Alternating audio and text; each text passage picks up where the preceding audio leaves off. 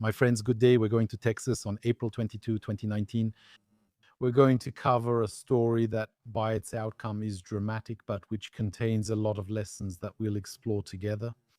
There is also in the second part of the video, and I'll talk about it briefly, the legal aspect, the responsibilities involved in this accident. And I'll give you some clues as I tell this story.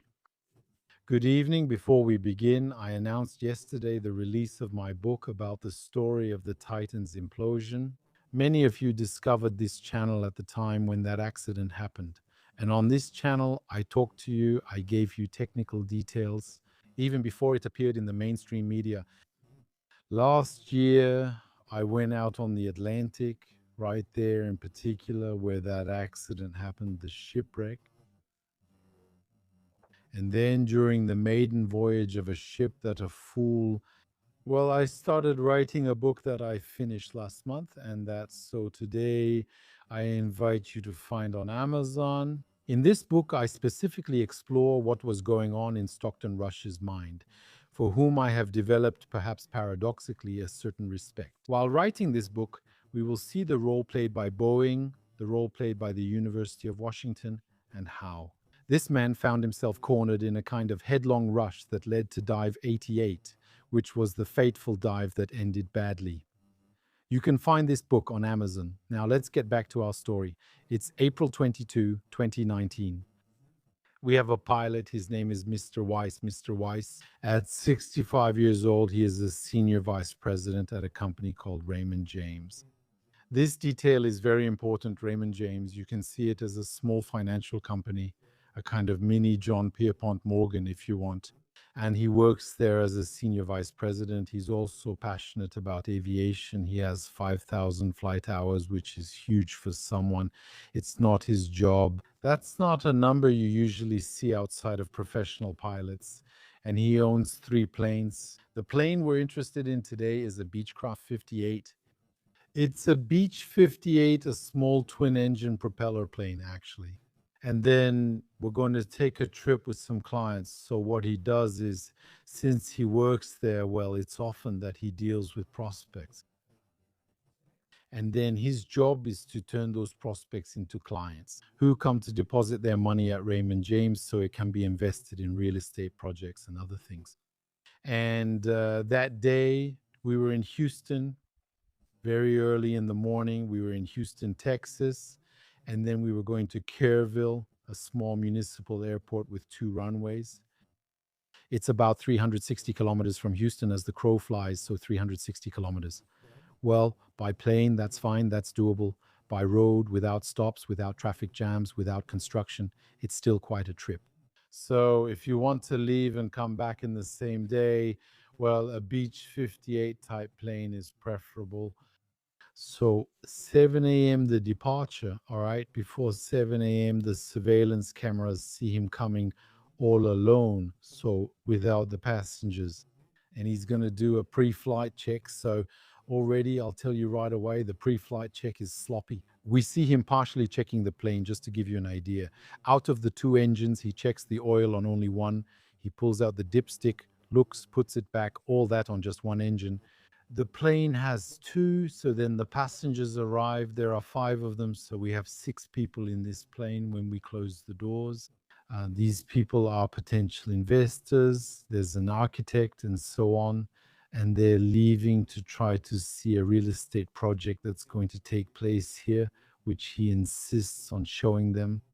So the plane is going to take off from Houston very early in the morning, and then it's going to start its route almost directly west toward Kerrville. To give you an idea of the weather in Kerrville, the temperature that day was 18 degrees, dew point 16. So we're not very far off. There's a 2-degree difference. We have humidity starting to settle. We have clouds.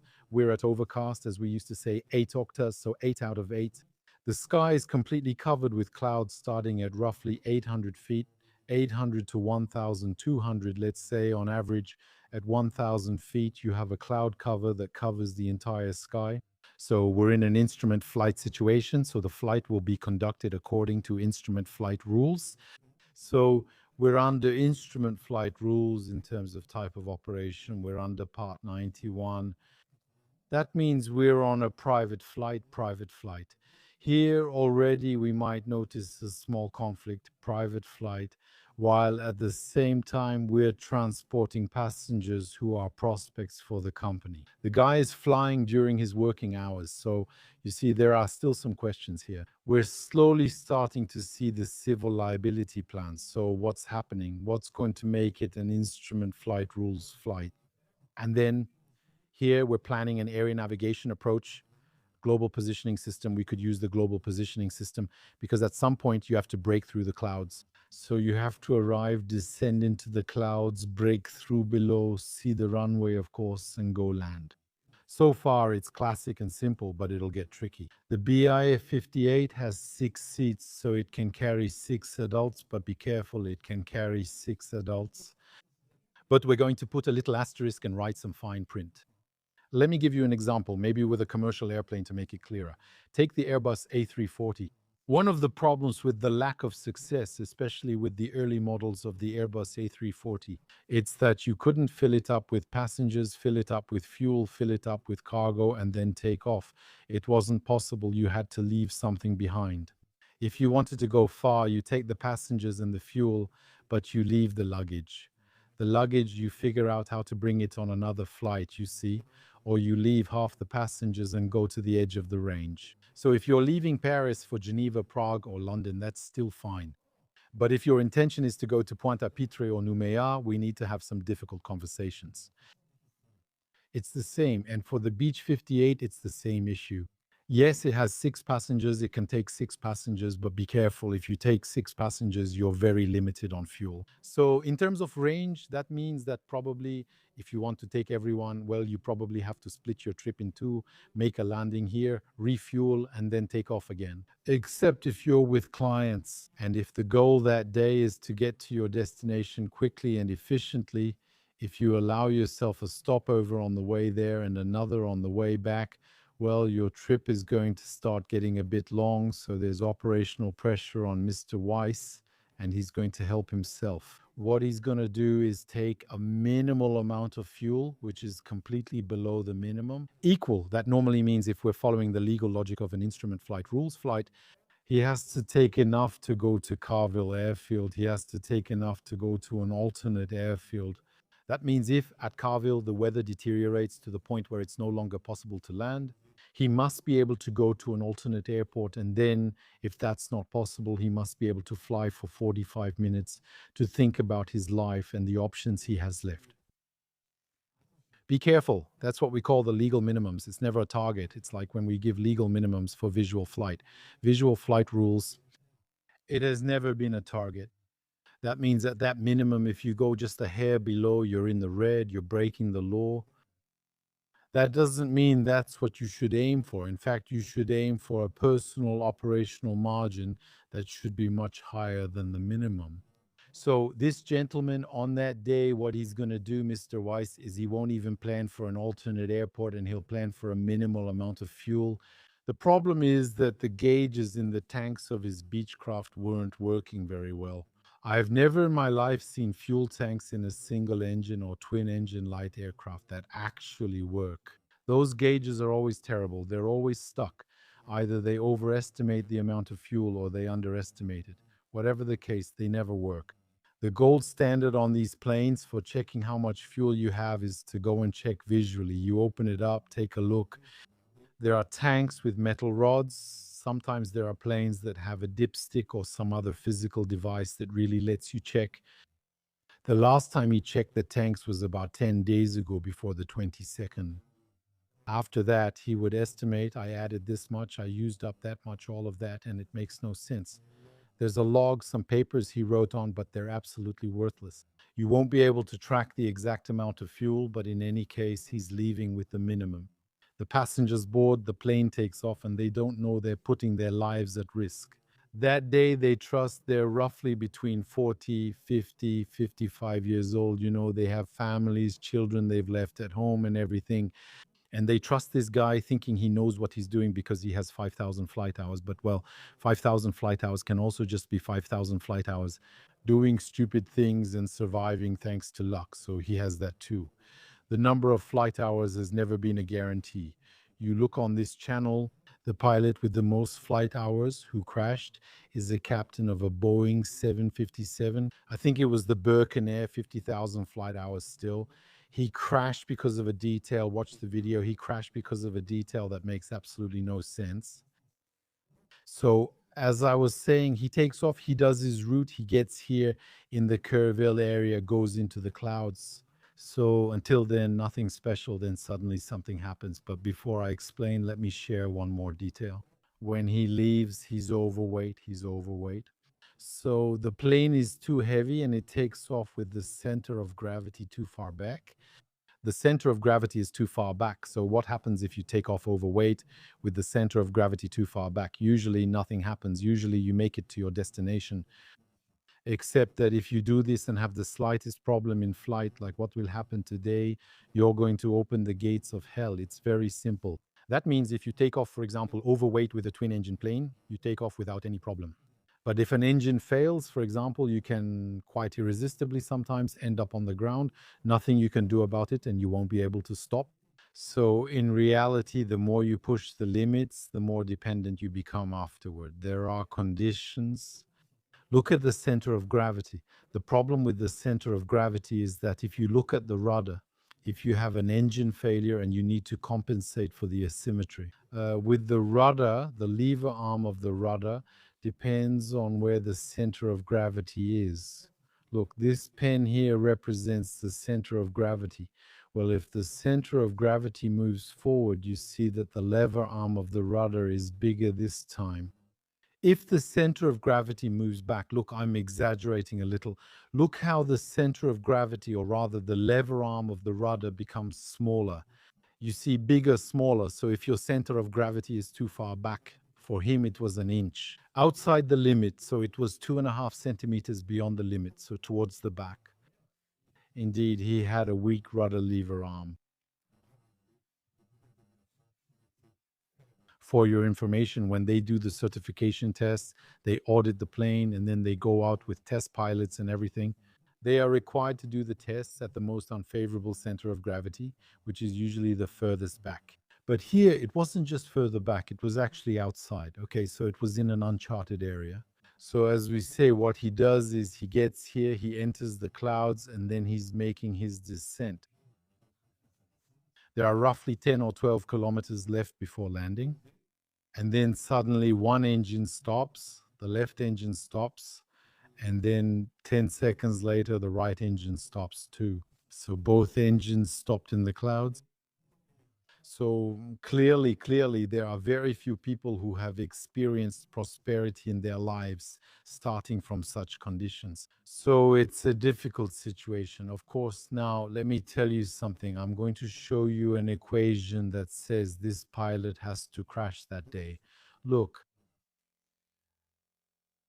I'll draw a curve like this for you. Here we have, let's call it skill, not general human skill, but joy skill. You know, we're all skilled on some days, unskilled on others. The person who's called skilled is the one who's skilled most of the time. And the person we'll label as unskilled is the one who's unskilled most of the time. Some are full time, which is a separate category, but you know what I mean? So look at what skill is needed to avoid ending up in that situation. Honestly, is it complicated for anyone? Not to take off with an overloaded plane, to take enough fuel to reach your destination, to head to an alternate, to fly for 45 minutes, to add a route reserve, a personal reserve. Is that complicated, honestly? A 10-year-old child can do it. So, in terms of skill, to be able to avoid falling into this problem, we're there, we're pretty much there. Okay? Now, what does that mean if someone, despite everything, falls into it? It means that their skill level is below, it's somewhere down there. Obviously, it's below that level, which is itself very low. What level of skill is needed to get out of a situation like that? Overloaded plane, center of gravity too far back, you're in real trouble, two engines stop. There you go. That's a level of skill that's out of this world. I want to tell you, I'm going to put it right there. It's not a regular scale, it's a logarithmic scale. That means if I really wanted to make a linear scale, right? That one would be here, and the blue line that's there, it would be out in space. Just to tell you, so to make it out, you have to be there. So you see, and this is a graph that we can use in many life situations. You can see that if you get into this problem, if our pilot gets into this problem here, he will never be able to get out of it. Because the guys who are able to get out of situations like that, usually they don't even get into them in the first place. You see, that's a bit of the paradox, exactly the paradox of these situations. Extremely risky. So, as I was saying, two engines, they stop. So, a delicate situation. By some miracle, he manages to find a bit of fuel. He manages to start one of the engines. He starts engine number one. He manages to restart it. That's good. That's good. But there's something important to do. There's a checklist, and that's actually something that needs to be done. From memory, right away, not an engine, right away, what we have to do is feather the propeller of the failed engine. Feathered, if we don't feather it, it's going to start windmilling. And by windmilling, it's going to slow the plane down. I don't know many twin engine planes that can fly with a propeller windmilling. I'm not saying it doesn't exist. I'm not here to be absolute. I'm not saying it doesn't exist. Maybe it does exist. I'm sure there's a counterexample, but most of them end up on the ground. All right, that's clear, especially when they're overweight. Okay. Now, the other thing is that you have to retract the landing gear and retract the flaps. So, Mr. Leslie, landing gear down, flaps down, the screws are spinning. You see what I mean? It's not possible. It's not possible to get out of this. So the plane starts to drop quite suddenly. It begins to descend. It comes out below the clouds. And then what he does is he starts to try to slow his fall. He starts to slow his fall. That is, he pulls back a little on the control stick to slow his descent. And then what he does is he goes below a certain speed, he reaches minimum speed. So the aircraft manual says you have to maintain at least 100 knots. That's just to give a round number, easy to remember, 186 kilometer H and some change. This allows you to stay in control with the rudder governor. In his case, since the center of gravity was too far back, probably the minimum control speed C, which I think for this aircraft, I'm telling you from memory, I think it's 85 knots. 86 knots wouldn't have been enough because the minimum control speed, that's the one defined in the documents. It assumes that the center of gravity is as far back as possible, but still within the limits. Since he's outside of that, he has to consider a higher minimum control speed. That's it, it's something else. So, what the gentleman is going to do is find himself in a situation where the plane doesn't respond. That means that after a while, there's an asymmetry. When he slows the plane's descent by pulling back on the stick, the speed drops and the plane tilts. It starts to tilt, so he corrects it. So when you correct in a plane that's tilting, you don't correct with your head, you don't do this, you don't do that to correct. It's useless, it's not your eyes. The problem, actually, the control stick and rudder, the problem is if you don't have the speed, if you're below minimum control speed, you lose all control. Sometimes your record gets ruined because it's noticed. So what happens is the plane tilts, tilts, tilts, tilts. It's going to fall. That's it. It's going to fall. They're going to arrive. When you look at the impact on the ground, that's why we're here today. It has an impact on the ground. If you look at the impact on the ground, there are several interesting features. First, the plane, all the passes, and we'll still see my right. So that proves that the horizontal speed was extremely low. Generally, that allows for the distribution of the wreckage. If you see an impact point here and then another impact point 150 meters away and pieces distributed between the two, you know there's a high horizontal speed. Here you have the whole aircraft. It looks like it was placed by a crane. Everything is in the same place. First, second, there's no fire. There's no fire because there was no fuel. It was gone. It was flying on fumes, fuel fumes. So here we have the police, the local residents who are going to arrive at the scene looking for this plane. When they find it, they find that there are 6 dead inside. Everyone was killed, unfortunately, because the vertical impact was extremely violent. The fuel tanks are almost empty. So we have a propeller. We can tell it was spinning on itself because it wasn't feathered. The landing gear was down. The flaps were extended. The guy completely panicked because, well, the fuel, he probably estimated the fuel within about 500 milliliters. And then, well, he messed up. According to his estimate, if he had landed 3 minutes later, he could have landed and the engines would have stopped on their own once he arrived at the tarmac terminal.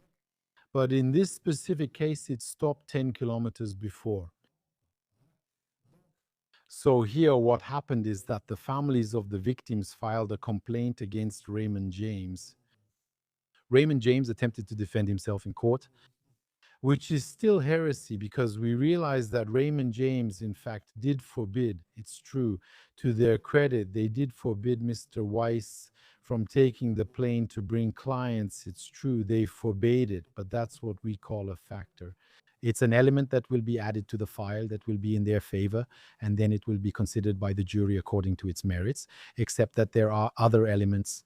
What was paying for the flights was that not only was Mr. Weiss taking clients on Raymond James projects, the clients were prospects. They did this during his working hours, and the flights were paid for by the company. They paid, for example, once we found a file where they paid for 5,000 kilometers in one day, because they said they wanted to defend themselves by saying that they thought they were paying for car mileage because he was entering kilometers. So they said they thought they were paying for car mileage. But that didn't hold up much in court because it's not possible 5,000 kilometers by car. That's just not realistic. And they were ordered to pay $12.1 million to the beneficiaries. So they were ordered to pay a large sum.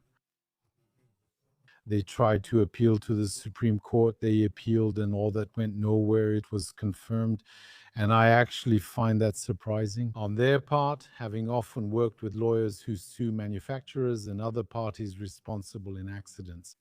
By the way, a good part of my videos comes from that angle, not purely from a piloting perspective, but from the angle of the insurer's responsibilities and all that. And actually, I found it a bit surprising because what they should have done was negotiate before going to court and talk to the lawyers of the beneficiaries. Listen, we'll give you 5 million, it's not worth more than that. And then we avoid going to court, we avoid the costs, the bad publicity, and so on, bad vibes, and we part ways as friends. That's what they should have done, but they went to court and made their situation worse. But often you find companies that are in denial. The other day, I was watching a report at an airport, and they had arrested someone with a bunch of condoms that you could tell he had swallowed, which were filled with illegal substances he was smuggling. They took them out in front of him on a metal tray, and he told the customs officers, "That's not mine." They didn't want to admit it, but the jury wasn't fooled. I think there was a gray area, there was some tolerance, everyone knew without really knowing. But this very important point, the company couldn't just cover itself by saying it's against our rules. Yes, it's against your rules. But the guy had been doing it for years right in front of everyone. You were reimbursing the mileage. They said it was forbidden just to cover themselves. There you go, my friends. Thank you for watching this video up to this point. Let me remind you that the Book of Time is available on Amazon. And then I'll see you in the next video. Thanks again to those who support this channel on Patreon and by subscribing to the paid section of YouTube. It's these people, along with those who buy the book, who can keep this channel afloat and bring you more and more and more videos. See you very soon.